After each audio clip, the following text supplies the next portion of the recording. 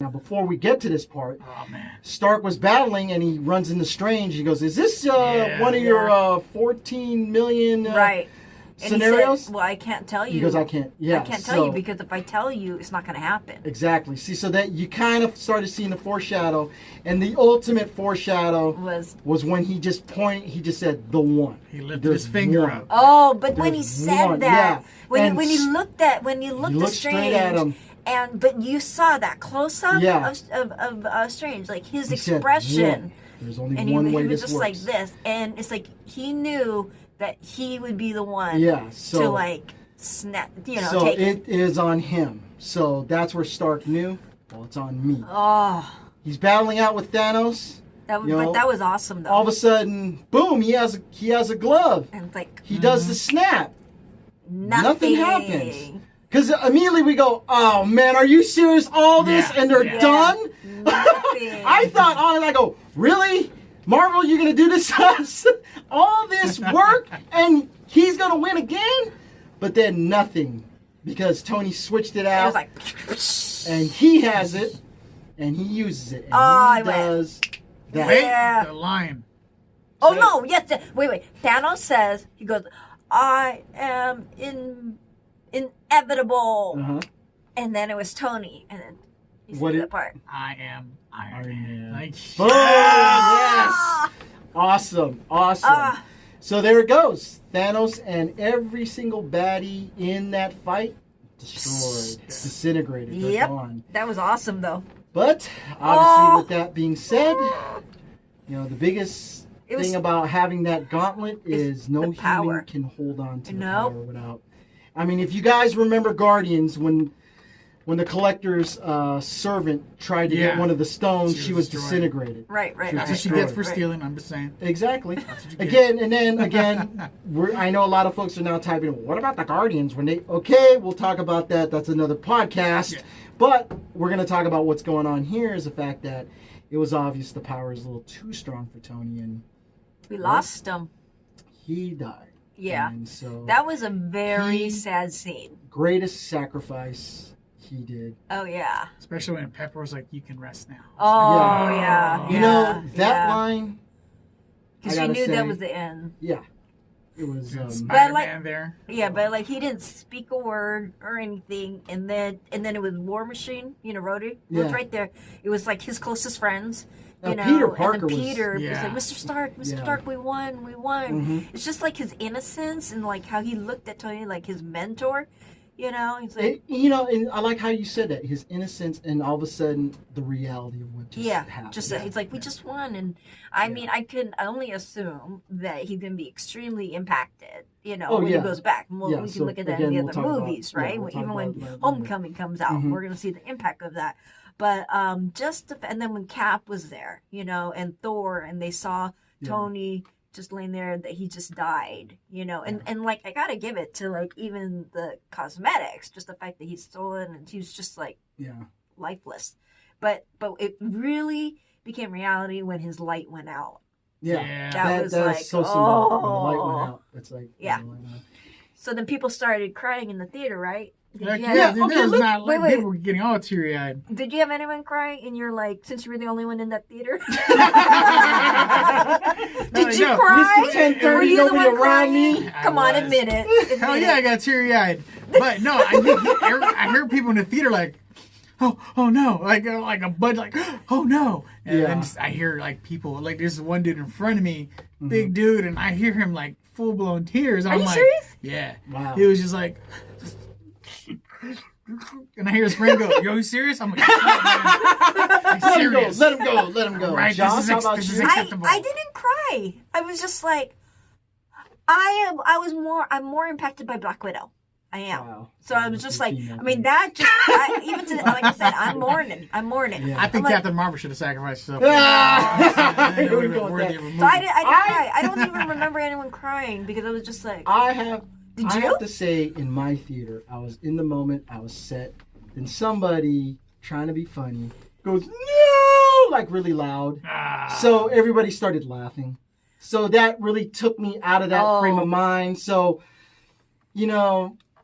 I was ready to, but I didn't. because somebody ruined it for me.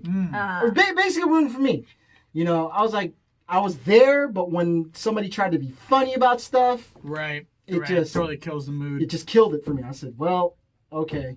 It turned from kind of like being sad to I appreciated what he did. It just turned into that now. Right, sort of like how you feel, everybody feels about Black Widow. It turned into that for me.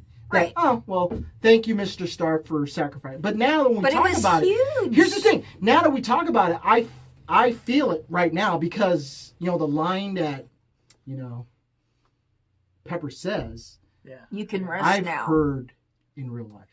Oh, and yeah. That, you know, that's what kind of kills me is that I've heard that line in real life. Oh, yeah. People have actually said that. When the battle is finally over. Yeah. So that's something that, again, I'm not really, you know, I get emotional about it now because the theater was ruined for me. Because somebody tried to be funny and the audience laughed too. So it just took it away from me. But I guess from what I hear from other theaters, people were just crying. Yeah, a lot of people were crying and everything. And it was a ball. And so I was kind of ready for that too. My brother-in-law cried. When he saw it. My brother-in-law. See, he that's what I'm really saying. did? Yeah. Wow. See, that's what I'm saying. I wanted to be in that moment with her. And you got to think about it. This is 11 years. Exactly. And it's like coming to an end. And you're like, oh, man. You know. I don't know. Now I'm like, am I heartless? Why didn't I cry? Yes, you are. What's wrong with me? You cried for Black Widow. But I didn't have tears come out. All right, still. But I'm just like... You're mourning Black Widow more than Tony Stark. Why are you laughing? Yeah, that's true. Because everybody's mourning Tony Stark. You're the only one I'm Black Widow. But she's my girl. See, it's a woman thing. It's a woman thing. And see, here come the comments right now. Here they punching them all in right now here on the Everyday Nerd Podcast. Okay, well. We can all agree on one thing. What? That is? Captain Marvel sucks. We'll get to that later. Okay, there's another thing that I wasn't happy about. Go ahead. Okay, so with that being said, we obviously see the funeral of Tony Stark now. That was cool, man. That was really cool because from the stage, the emotion I was feeling to the funeral, I turned into seriously like I was at the funeral. Oh yeah. You know how your behavior is. You're not telling jokes at a funeral. No. You know, you're being respectful, and it's like I kind of felt like I was there with them. And then hearing Tony's voice. Yeah. You find out is the last recording. I was like, oh. Yeah, that was awesome. But before we get to that recording, I love the shot they had from everybody. They craned everybody. Yeah. And of course, there's trivia out there of, well, there was this one boy there. Who is that? And it's the kid. It's the kid from Iron Man 3. I was juiced. I was juiced. I'll admit, I go, wait, he looks familiar. I was like, who is that? See, that's what he's grown up. Yeah, my oldest, he actually picked up without even going Google or anything. Yeah. Like, really? You remember that? I didn't know that. Good. That's good because I knew he was somebody big. But what's great about it, it's everybody Tony Stark touched. Right. Yeah. You know? Until the very last person was who was the first guy. Yes. Who got it. Yes. See, and that was Nick Fury. That was great. What I loved too in that scene was when they had the original, what it said, remember from exactly. Iron Man, proof that Tony has a heart. Oh yeah. It's floating out. Yeah, that was cool. And hamburgers. Cheeseburgers. Did you get that about the cheeseburgers with his daughter? Well, where Happy was talking to his daughter and he was like, "You want some cheeseburgers? Want some cheeseburgers? Your dad loved cheeseburgers." I mean, I've seen the thing, but it didn't really hit me like, oh, cheeseburger. Do you know where that's from, though? Iron Man what? Yep. Remember when Tony first came back? Oh, you wanted the cheeseburger. Yeah. Exactly. See, so it kind of, I liked how they, put it all together type of thing. Yeah. But with the Nick Fury thing, I gotta say, is that where has he been? Nick Fury. He was just, he disintegrated, but it's like, it would have been nice, What's he gonna do in a fight? Yeah, I mean, at this point, it's not like he has helicarriers. See, he doesn't have shield, so he could just be there. Yeah, but he'll get killed. Exactly.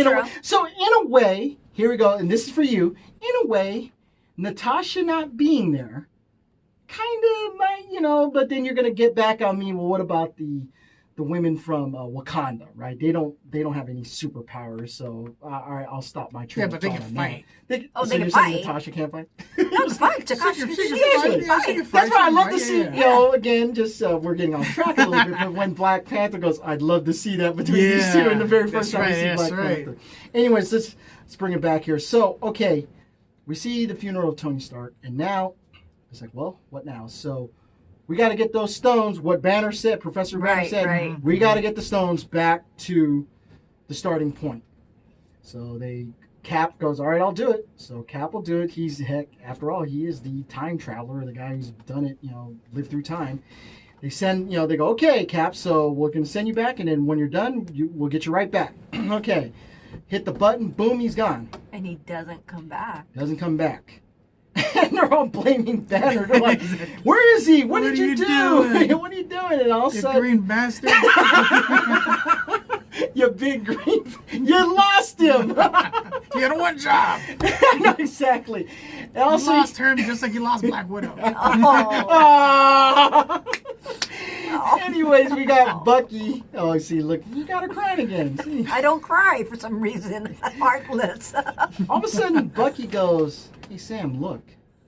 And then we see an older man just sitting on a bench. That was cool. And then Sam walks on up Golden Pond. Exactly. Sam walks up to him, and sure enough, we see Steve Rogers at his real age in 2019. That was cool, though. Which was really good. Yeah. But then you kind of wonder, like, wait a minute, now what's happening with our character here? Yeah, this is interesting. We'll talk about it.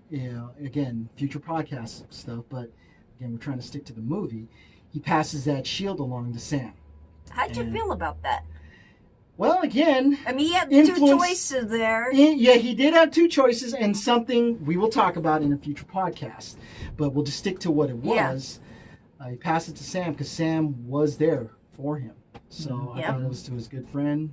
Gave it to Sam. So Sam will be the new Captain America, which is great. And what's great was he asked, "Oh, you got married? You want to tell me about your wife?"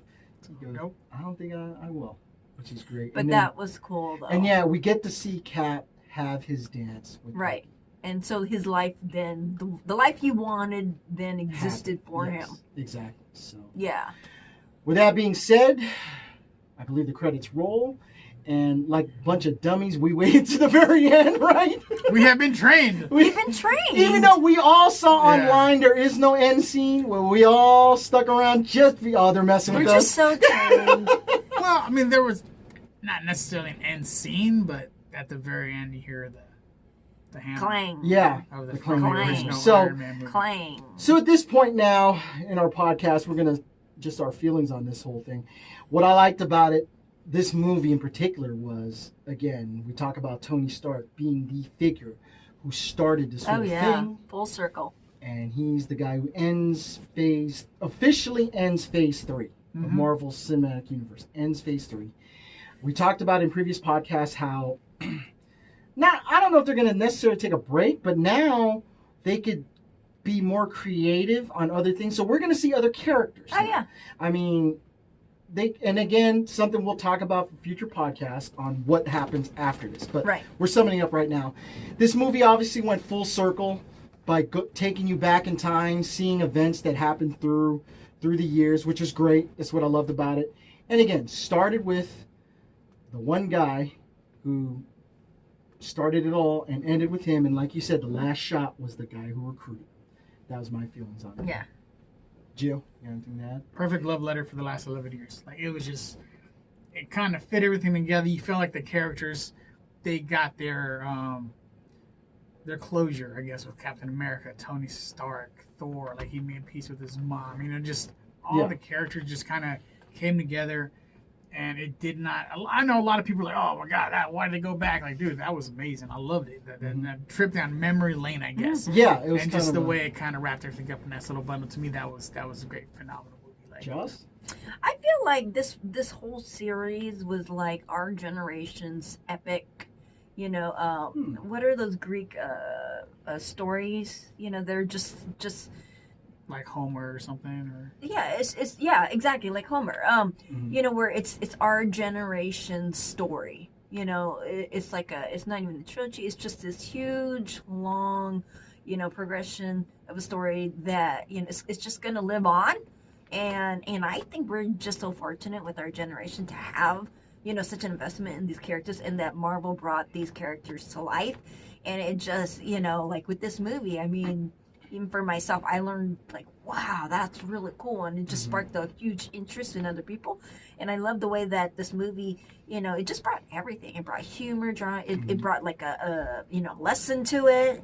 Yeah. And it's just a movie that is just going to continue. I thought it was a perfect ending, and it's like you just kind of want to go back in time and just relive all of them. Exactly. It kind of makes you want to go when you see one of these movies. You want to go back to like, hey.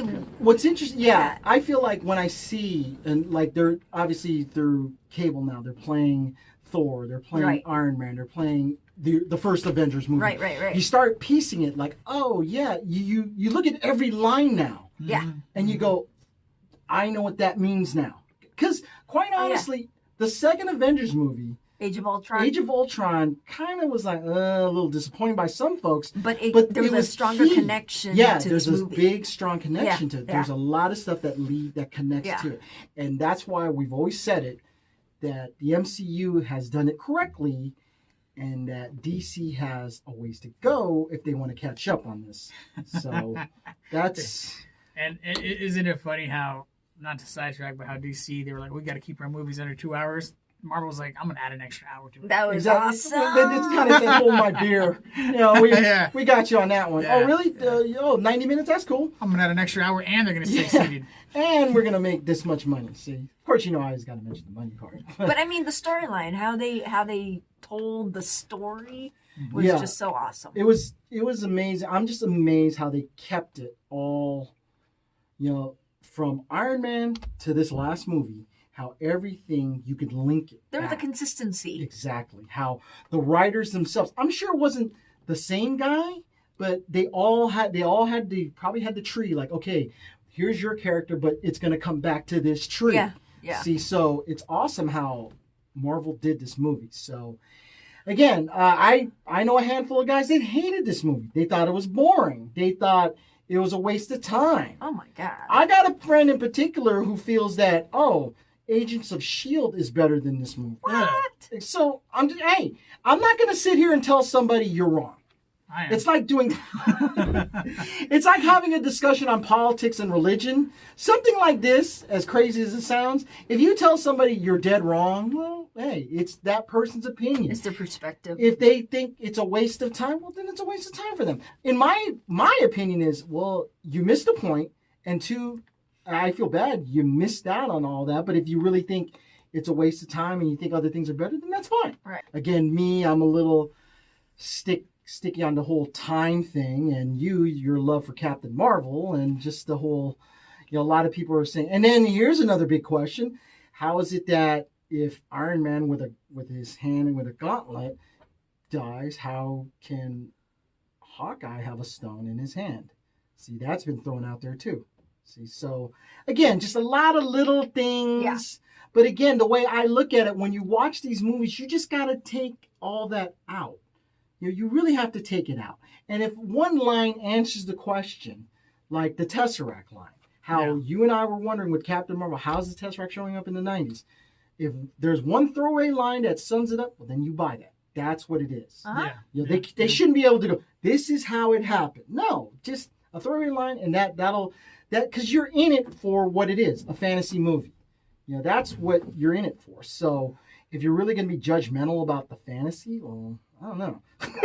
Well, this was definitely a fantasy adventure. Okay. I think so. I don't know. I heard it was a documentary recorded in real time. So I don't know what you guys are talking about.